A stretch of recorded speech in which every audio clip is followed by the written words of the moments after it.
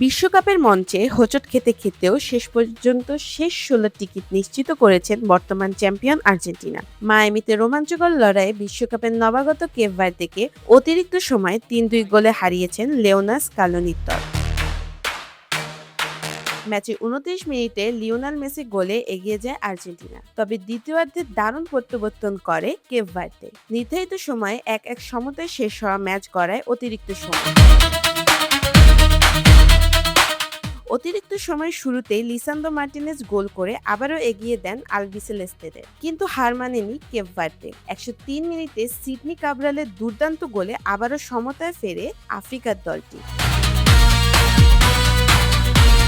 শেষ পর্যন্ত ১১১ মিনিটে কর্নার থেকে তৈরি হওয়া আক্রমণে কেপ ভার্দের ডিফেন্ডার দিনি বোর্হেসের আত্মঘাতী গোলে স্বস্তির জয় পায় আর্জেন্টিনা। কঠিন পরীক্ষায় উত্তীর্ণ হয়ে শেষ ১৬ নিশ্চিত করলেও শিরোপা ধরে রাখার লড়াইয়ে নিজেদের দুর্বলতা বার্তাও এগিয়ে রাখল বর্তমান বিশ্ব চ্যাম্পিয়নরা।